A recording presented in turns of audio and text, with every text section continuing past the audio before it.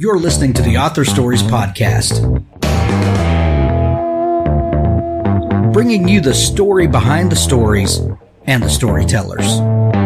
Margaret White, Terry Brooks, Sheena Kamal, Matthew Quick, J.T. Ellison, Walt D. Williams, Brad Thor, Corey Doctorow, Brandon Sanderson, Robin Mott, Ernest Klein, Jim Butcher, Sherwin Harris. Visit hankgarner.com for archives of all the shows. Today's guest is Phyllis Cole-Dai.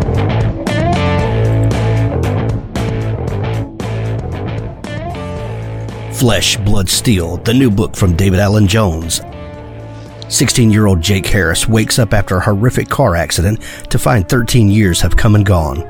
He's 29 years old, a cyborg, and one of the world's most feared assassins.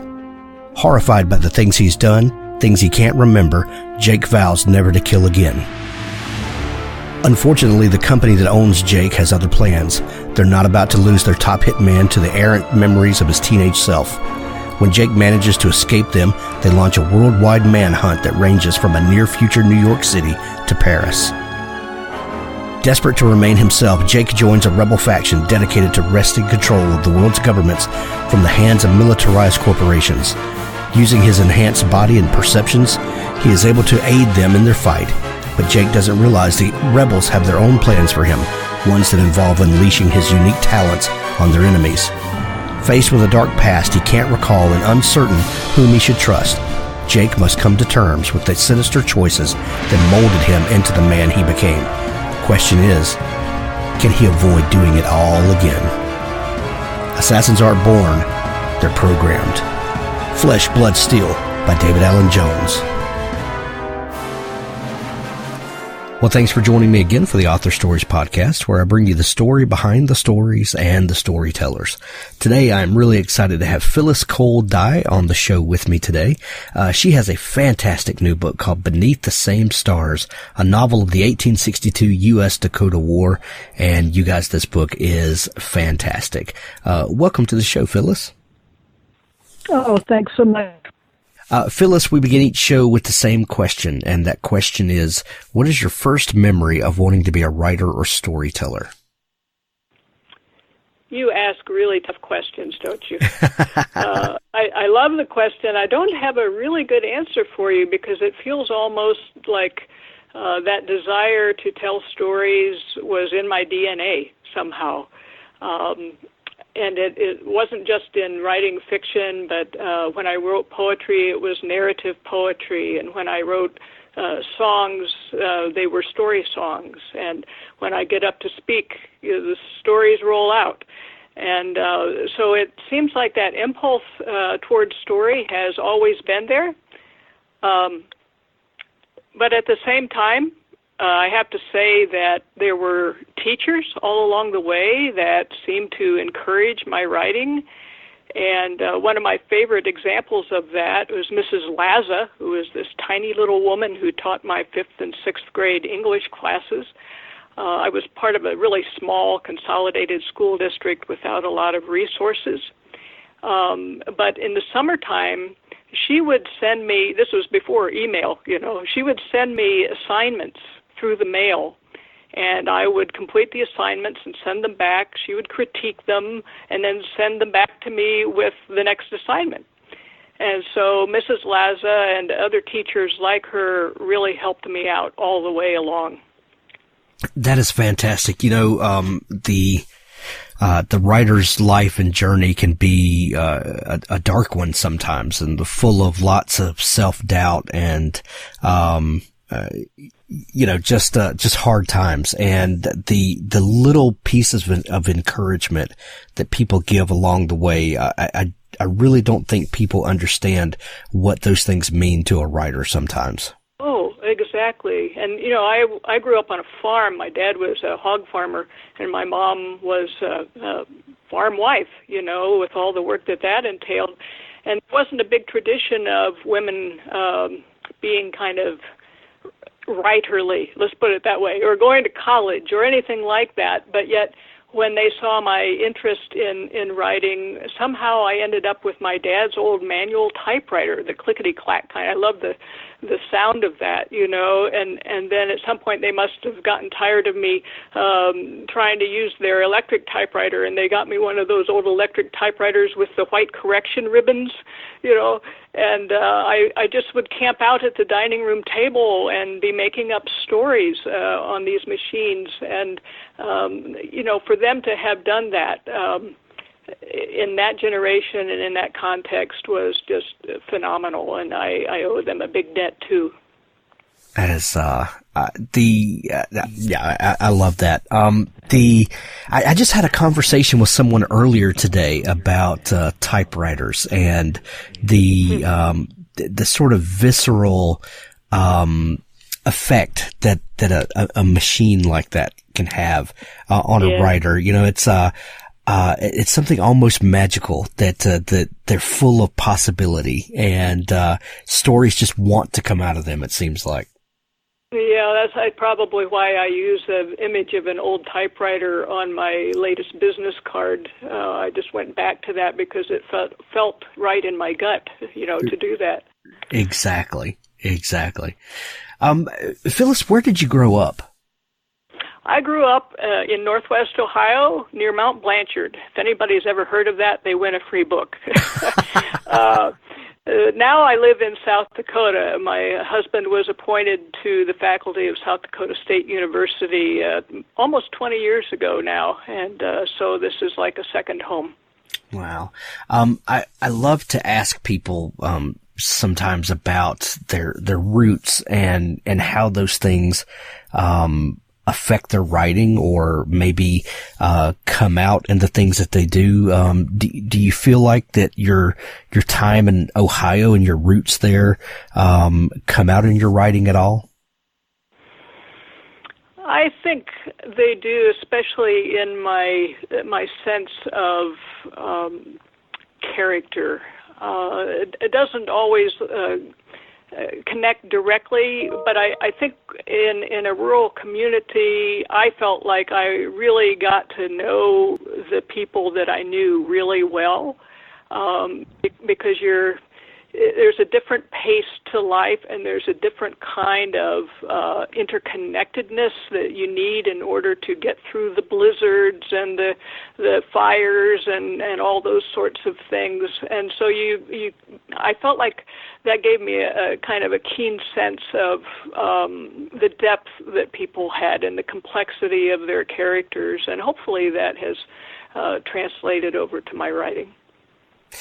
Phyllis, at what point, I know that you had, this great teacher that challenged you and other people that challenged you in your life. At what point did you realize that writing was something that you wanted to pursue, either as a serious hobby or something that you wanted to put more of a professional, you wanted to express in a professional way? Yeah, well, that's a complicated question because I've kind of... Of course it is. Yes. I think I always wanted to do it. My earliest impulse was to be a poet, and I'm not a poet. I dabble in it sometimes, but I'm not a serious poet.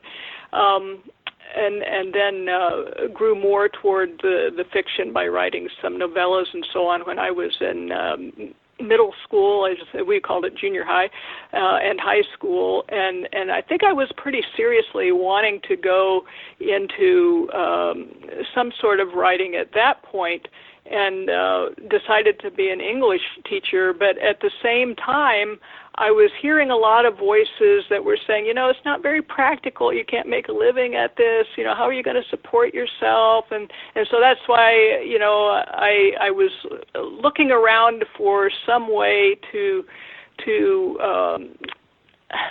meet the practical need as well as the very creative urges that I felt, Right.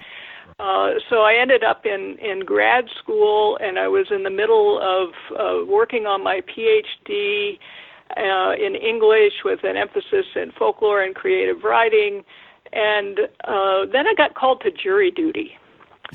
And anybody out there who's been on jury duty understands that a lot of the time you're not doing anything. Right. You're sitting in the pool. And so I'd be sitting in the pool there in the courthouse, and people would be asking me, well, what is it that you do exactly? And I would try to describe my PhD research, and I could just see their eyes glaze over. It wasn't connecting with them at all. And the one thing that I wanted to do was be relevant to real people, not just be up in some ivory tower making some critics happy or unhappy, Right. And I went home from jury duty and said to my husband, I just don't know about this. And he gave me the greatest gift. He said to me, if you want to write full time, just do it. You don't have to finish your PhD. You don't have to be a faculty member.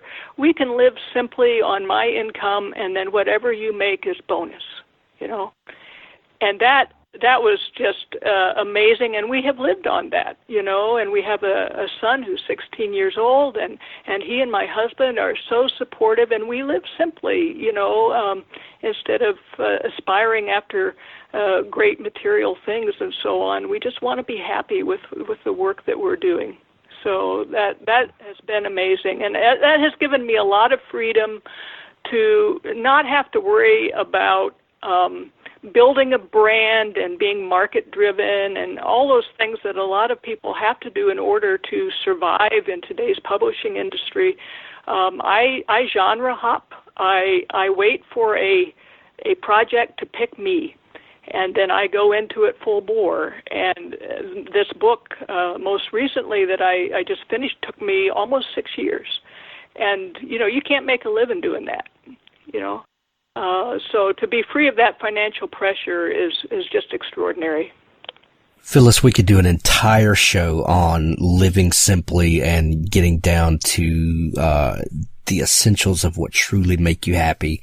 I can't agree more with you there. That especially if you're an artist, you need to find a way to, are you going to be an artist, or are you going to, grasp at every, thing that comes along to keep up with the Joneses? A lot of times it's a choice that you have to make. And I agree with you there. I think people are much happier, when you find fulfillment in what you do and the stories that you tell than all the trappings that come with it sometimes.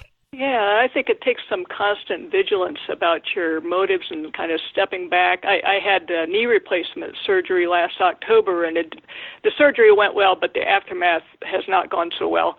And so I was expecting to be out maybe 6-8 weeks, and I was out for months and couldn't work. And I had a lot of time to just step back and reflect on things, and maybe I had swung too far in a certain direction and needed to bring it back. And it was a very helpful time. So instead of resenting this time that I couldn't be out there pushing my new novel, it was a time to really take a broader view, and it was very helpful. That's great. You mentioned that you were studying English with an emphasis in folklore and creative writing. What is it about folklore that really lit up your imagination? Well, it was sort of accidental, I have to confess, because I had gone to Ohio State University to study with a creative writer who was also an ethnographer, and he left after my first year there. And then it was like, there's nobody else here who kind of does this, at that time. And but there was a folklore emphasis within the department, and so I just kind of naturally gravitated over in that direction. I had taken a folklore course also as an undergrad at Goshen College, another great liberal arts school in Indiana, and but I think, again, what that did was teach me about the depth of things, the things that go way back in time. Now, not all folklore does. There's urban contemporary folklore and that sort of thing.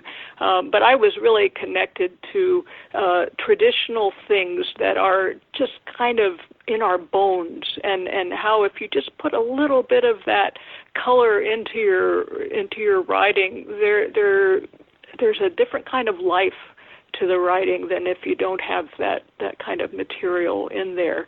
I also learned a lot about how to interview people and how to be a respectful partner in that kind of a collaboration.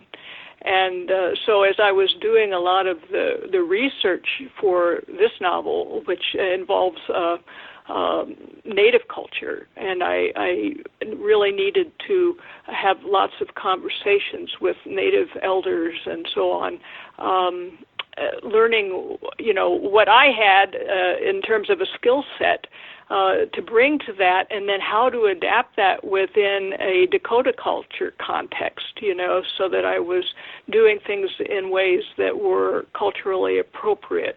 That sensitivity to the relationships that inform the writing, that's really important, So I think all of that kind of helped prepare me for this kind of work that I'm doing right now. I want to get into the new book here in just a minute, but you mentioned earlier that you like to genre hop and that a project picks you. What are some of the other projects that you've done, and can you just kind of give us an idea of what genre hopping means to you?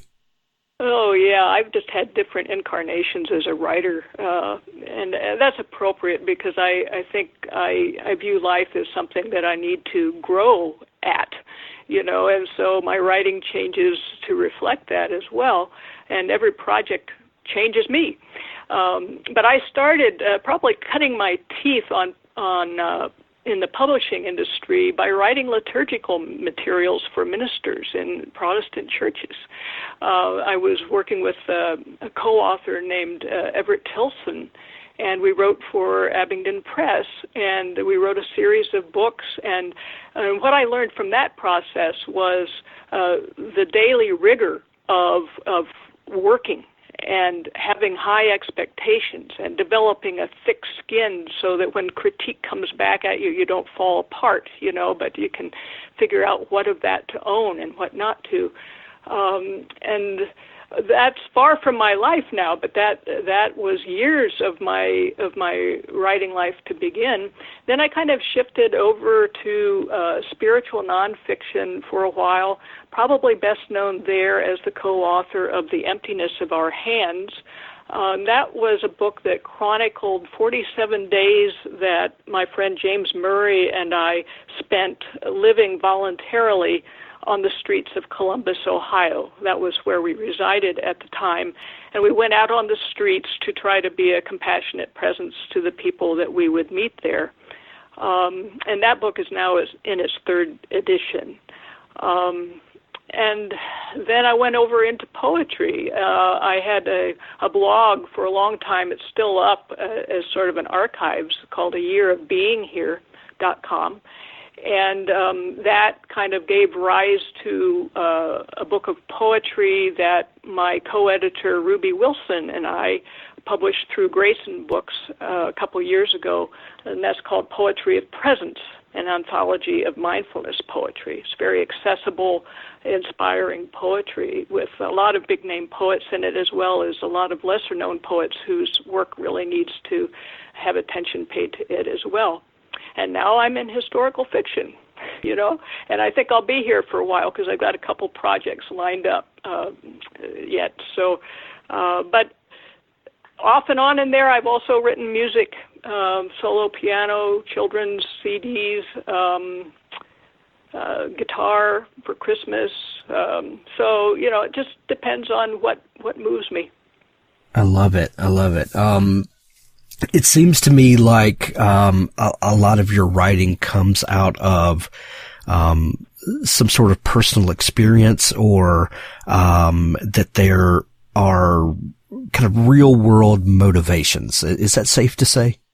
That is safe to say. I feel a very deep connection to everything that I do, and very grateful to be grounded in that work. I feel like my purpose is to write into the things that divide us and try to build bridges of understanding there.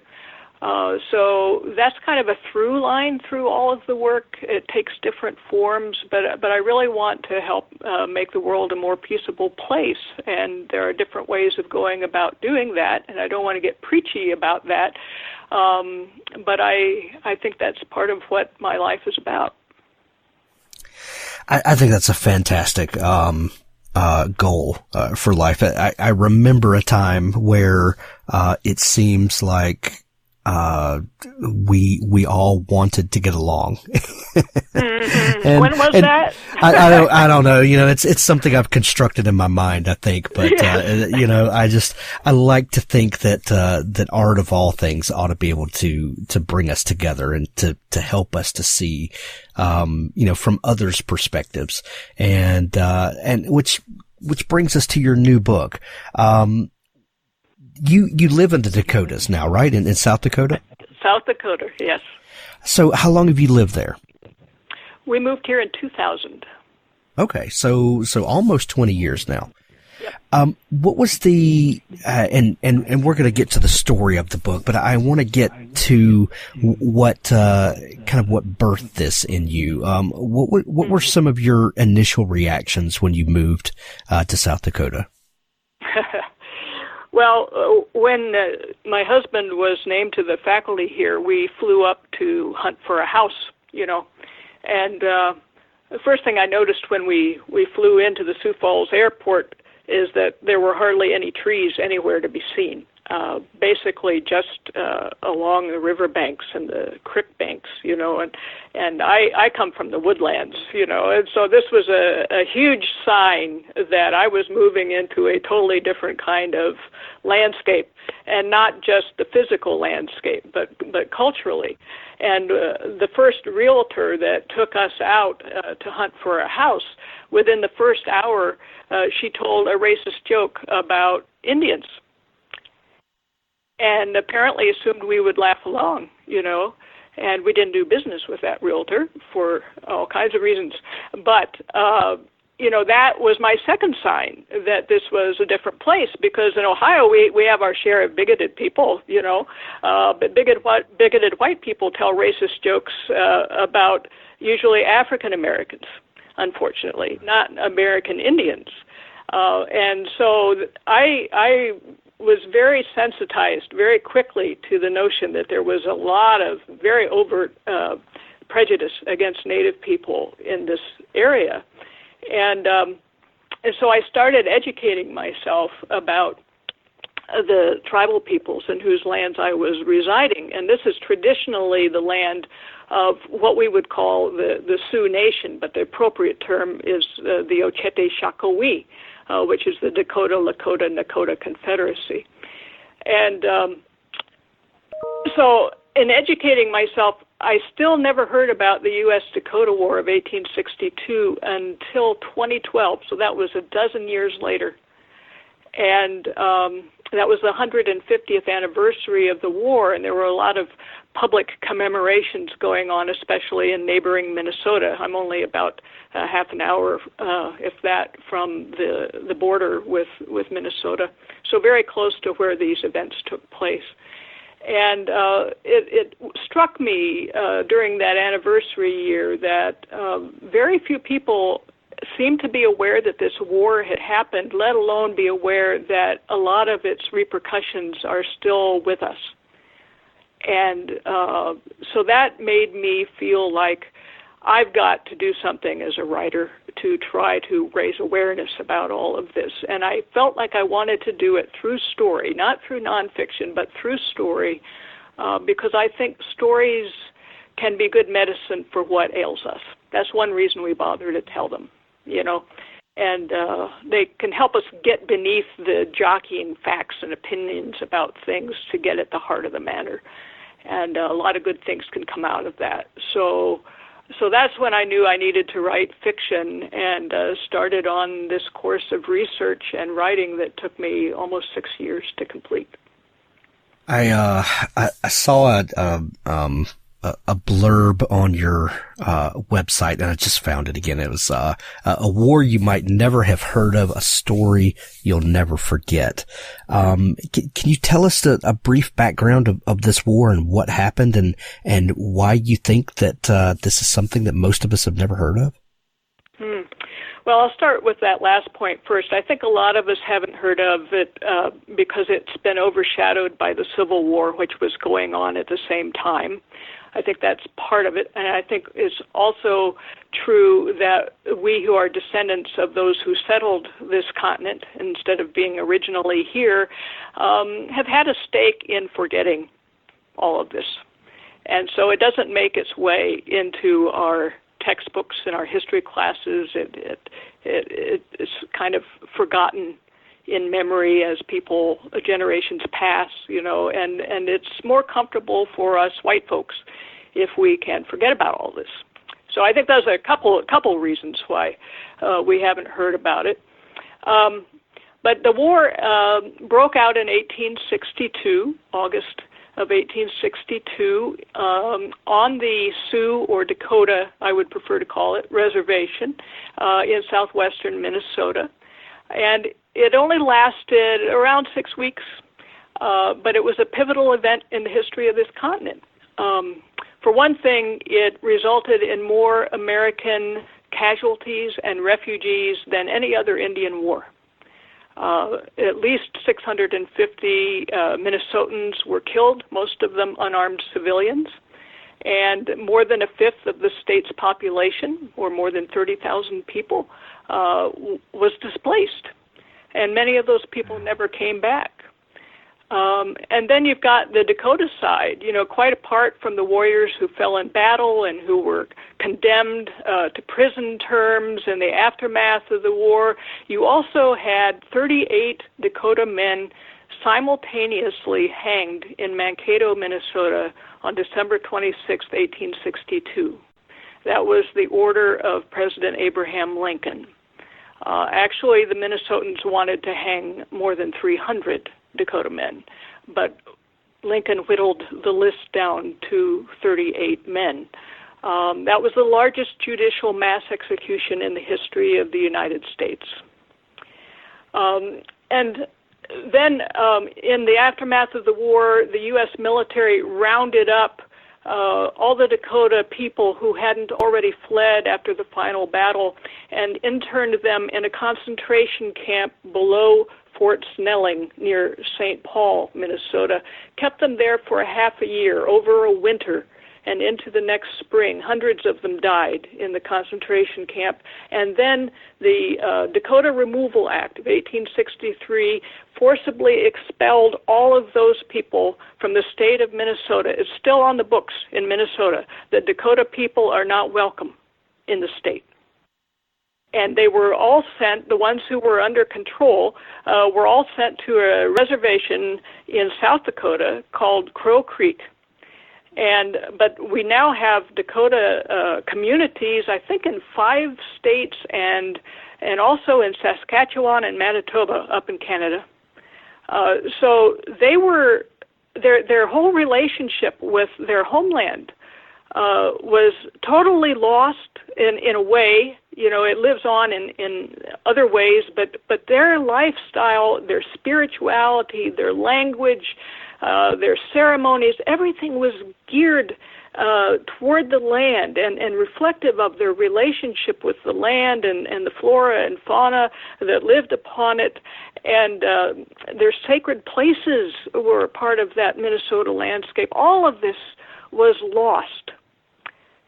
And so they're still dealing with the effects of this generations later. And then in the aftermath of all of that, you had decades of fighting that erupted between the U.S. Army and the Ochete-Sakowin, the Great Sioux Nation. And that period of military engagement effectively continued until December 29, 1890, and the massacre of Wounded Knee. And by that point, the American subjugation of the West was almost complete. So this uprising in 1862, this war, ignited all of that. and we're still paying a price. Well, that puts a very different puts us in a very different view of that time period and what was going on, and our leaders who we revere. History is a very complicated thing. Especially the farther we get away from it, and we talk about this a lot with historical fiction authors. There's a great wave right now of historical fiction coming out about World War II, and I think that a lot of that is because we are getting to the point where most of those people that lived during that time period and who fought in those wars are leaving us. And the farther we get away from an historical event, the more it becomes reduced to bullet points, and we lose all of the nuance. And that's one of the great things about historical fiction, is we're able to resurrect in a way some of the characters from there, and the emotion and the complexity of what happened. And this is no less, that. I mean, we are then, another 50 years removed, 50 to 80 years removed from what happened here in the story you're telling. And not only reduced to bullet points, but reduced to just not even being studied anymore. When you started uncovering all this and really getting down to the roots of what happened and the fallout from what happened there, when did this story come to you? And you said that you wanted to tell this in story, not as an academic look at what happened, but I think you wanted to get down to the emotion of what happened and the human story of what happened. So how did that evolve for you? Oh, I'm going to answer that, but I'm going to back up just a couple things, if I may, because when you brought up World War II, I would like people to know that it is well documented that at least some of Adolf Hitler's ideas about how to run the concentration camps that did away with so many people during the Second World War was fashioned after U.S. policy related to American Indians. Well, that is not something we want to hear. But no. yeah. So I'm gonna put that out there first. And then to your question, I did not know how to tackle this big subject of the war, because I knew there was a lot of historical nonfiction that had been written about the war, and I didn't want to just repeat all that. I had to kind of immerse myself in that material and then look for an angle, a way of telling the story, who could be a vehicle for telling the story, and in a way that might be provocative in a way that hadn't been done before. And in the process of doing my literature review, I ran into the character of Sarah Wakefield, who became the main character in my novel. And she had been a captive during the entire war and had actually published a captivity narrative about her experiences in the aftermath of the war. And she is a very compelling person. Her life story is not all in that captivity narrative, but when you start digging into her personal history, starting back in Rhode Island, where she was born on a farm in North Kingstown in 1829, and you begin to see, okay, how does that person get to Minnesota way back then on her own and turn up living as the wife of a physician on an Indian reservation? I was able to track some of that, and then where there were gaps, I found what was plausible in that story, and then realized that both her life before the war, her life during the war, and then what happened in the aftermath of the war was the perfect vehicle for what I wanted to do. When you're telling a story like this, one of the pitfalls of telling a good historical tale or dealing with history, I guess at all, is to have, to approach it with rose-colored glasses, so to speak, where you tend to, lean too heavily on one side of the story and not to give a full portrait of the realities of what happened. When you're dealing with a story like this that's very complicated and characters that are very complicated, how do you, approach the characters in a way that is fair, to them and fair to us to truly understand the complexities of what happened? I guess to not fall into the trap of making, certain people just absolute heroes and with the risk of building martyrs, in your story. Yes. Well, this is why you need lots of readers to read your drafts, and I am very grateful to all those who helped me out. And I needed both Native and European American readers. I don't know that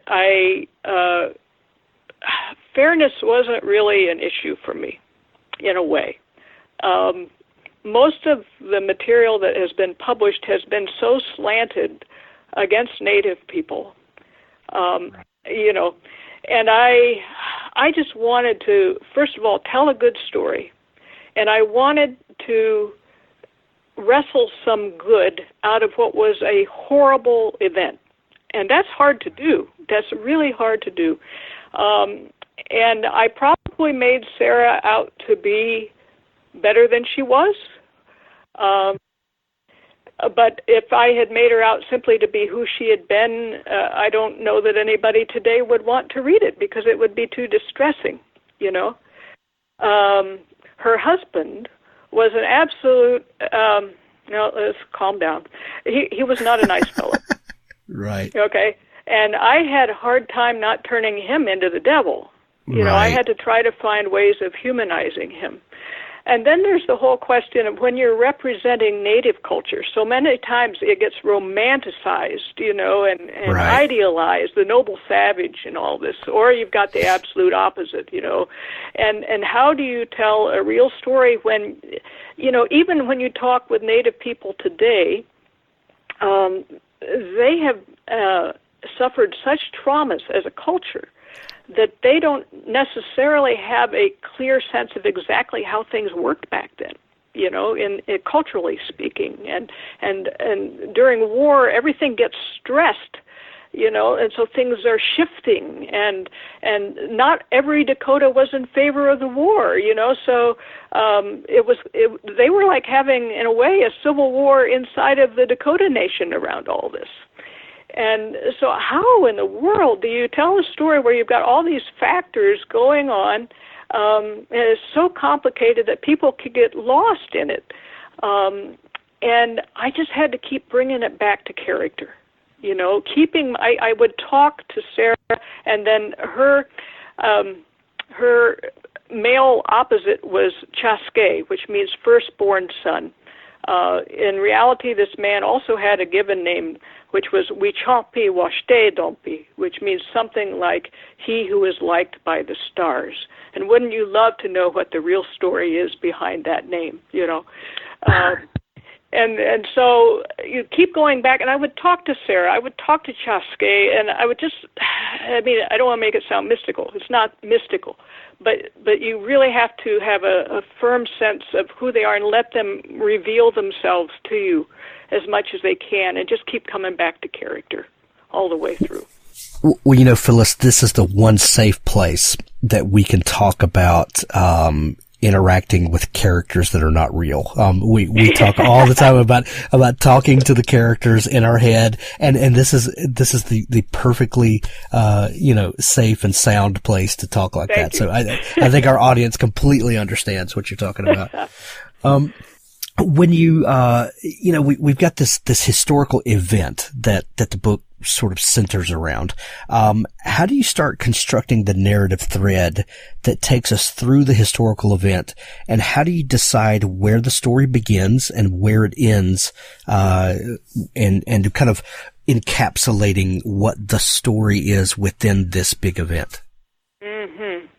Well, Sarah's captivity narrative was very helpful to this. I couldn't always trust what she was telling me in her captivity narrative for various reasons, but to me, you have to start when she first landed on the reservation with her family, and she had some interaction with Dakota people prior to being on the reservation, but she was always in the majority. Now she's very much in the minority and removed by steamboat or wagon travel by hours and hours from any white settlement, So she has a very different sense of who she is suddenly, And that had to be where the book opened. Where the book ended, I wasn't sure of when I started, and I think that's pretty typical of my writing projects. I'm not always sure where I'm going. The guts of the book, the parts of it that were reflective of her captivity narrative, that was pretty easy to structure. But what preceded her captivity and what came after, I don't want to give too much away, but that took some thought and living through. And as I think especially as I got closer to the story, I went around, and I visited all these places. I was talking to Native people. I was researching a lot of the white histories that had been written. And I just, you start to develop the sense of the story arc, and feel it clicks into place when it's right. But I had to work to find the hope at the end of the book. I don't want to write simple tragedy. This was tragic for the white community and for the Dakota community. There was a lot that happened. It was just awful. The suffering, and it has trickled down through the generations on both sides. So I needed to find a way to end the book that had a glimmer of hope in it, and that was a hard search. But there's no pat answers. I'm not trying to give any kind of answers on any of this. Nor can you in a situation like this. No. A lot of times, I think. War narratives, a lot of times, and we spoke a little bit about this earlier, that we tend to idealize one side as heroic and victorious and all that, but war is rarely like that. War is usually a decision is made by a few people, and the consequences go out to a large number of people, and usually have consequences much farther reaching than just the time period that the war is fought. Were there how did you gather information other than the narrative that you had for Sarah about the lasting impact of this war and the conflict in the region, and how the people groups got along and are getting along now? Oh, this is a huge question. Yeah, I know. I'm sorry that they're like eight. I ask questions with like 18 points. I apologize. Yeah. Well. Maybe the best thing to do is to tell a little story about something that just happened a couple of years ago over in the Twin Cities. There's Perfect. a museum, an art museum there called the Walker Center. And they have an outdoor sculpture garden in addition to, what's inside. And they had decided to erect a sculpture that was, I think, originally erected in Germany, and one of the staff members saw it in Germany and thought, oh, this is what we need to bring it back. Well, the sculpture was meant by the artist, who I think was somebody living in California, to be a statement against the death penalty.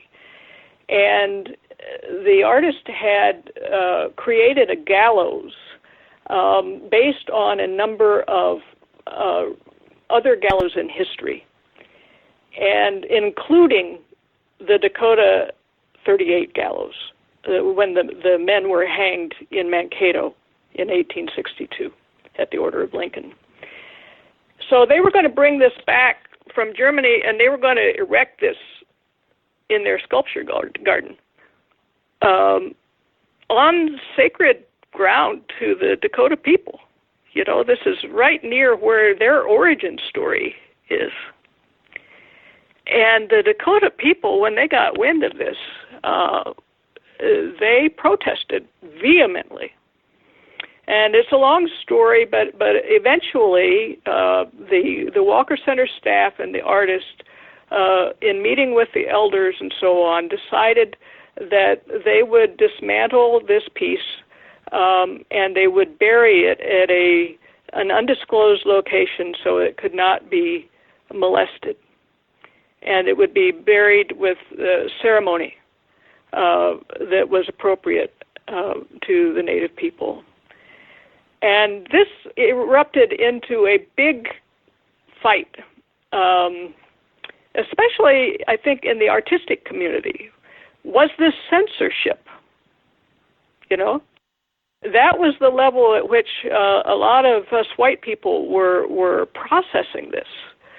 For Native people, this was in their bones about the war, you know, and about their relationship to the land, and how welcome are we really if you want to erect this gallows in your most prominent art museum and let people, invite children to play upon it or eat lunch underneath it. That was part of what the vision for the piece was. And I've still got people who are upset with me because of the position I took relative to this, which I thought that this should never have even been considered by the Walker staff until they had spoken with the Dakota part of their community, because they also purport to be serving that portion of the community, you know. And I think it got worked out, but it was so raw, you know, and I don't think a lot of people in the white community could understand what the wound was. You know, just kind of like get over it, you know, or even if you have your woundedness, we're still entitled to do art for its own sake, and it's quite immune to all of that. I like to think that art and literature are part of the community, not above it, and that we have to be sensitive to these concerns and be constructive in our relationship to the public that we're trying to communicate with. But that isn't the point of view that a lot of folks have regarding their artwork.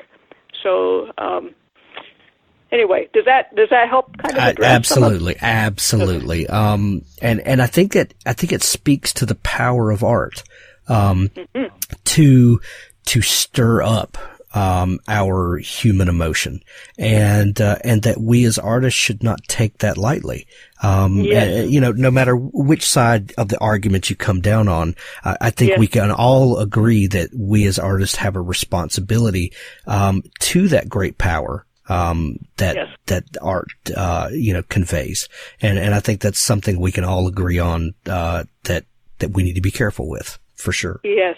I'm not trying to guilt people or of make course people not. feel ashamed, you know, but there's a Dakota elder named Faith Spotted Eagle who actually got some votes for president this last time around. That was pretty cool.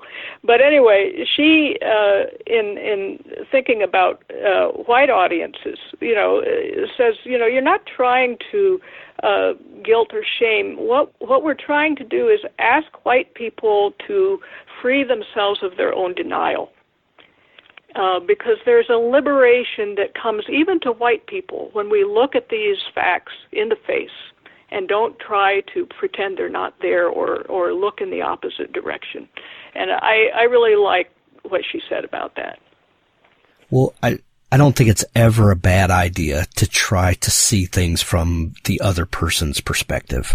I think that can only lead to at least a constructive conversation. Mm-hmm.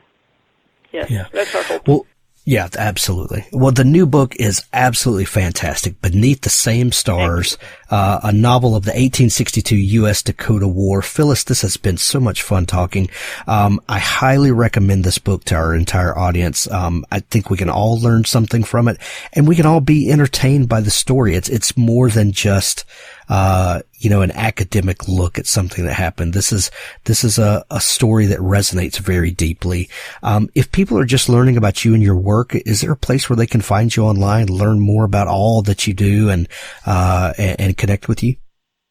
Oh, sure. I'd love to connect with people. My website is phylliscoledai.com. That's Coledai, Cole-Dai.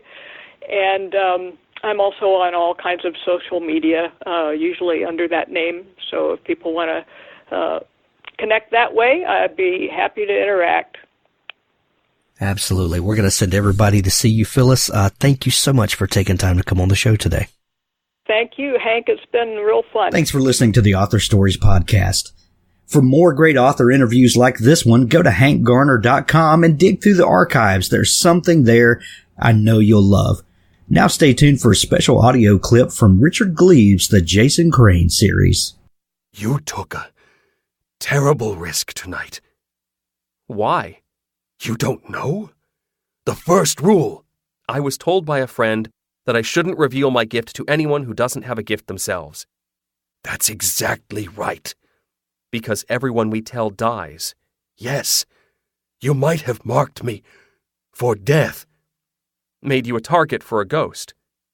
Why can't people know what we can do? What makes it so dangerous? Valerie took up the fireplace prongs and stabbed the logs. It's called the Great Curse. Sparks exploded from glowing crevices and drizzled upwards, ricocheting off the black belly of the cauldron, turning into tiny ashes that disappeared up the chimney. It was cast by a powerful witch over 300 years ago. Witch? Sorry, but witch? Please, there's no such thing. Valerie closed her eyes. A spoon leapt from Jason's dish and caught him in the temple. He wiped melted ice cream from his cheek. You were saying? She cast the curse to stop the witch trials. In Salem? Jason searched his memory. 1692. They burned her alive in the Salem Common. The only witch to be burned.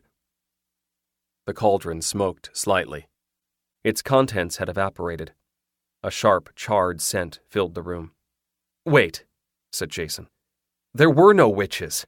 They were just, victims of religious hysteria, right? So you're saying the witch trials were justified? Justified? So if a witch did exist, it would be okay to kill her? No, I just thought... You're right. Never mind. There was one witch in Salem, at least. A woman with a powerful gift. She only wanted to protect people like us. To give the gifted their anonymity, refuge. She cast the Great Curse as she burned. She proclaimed that mortals who know a witch shall know death. And that is the Great Curse. And it's still in effect after all this time. Mortal, as in... Non-gifted. No mortal can know about you, about any authentic witch. Jason winced. Isn't there another word besides that? She shrugged. So no one can know what I am, what I can do, or else they become a target. Right. The spirit world will obey the Great Curse and try to kill them. The spirit world. The other realm. Jason rubbed his eyes. How much of this was reality and how much of this was Valerie's nutty brand of mysticism? He felt himself pulling back, as usual, for fear of contagion. He'd spent his whole life reading science fiction. He hated paranormal tales. This was not his genre.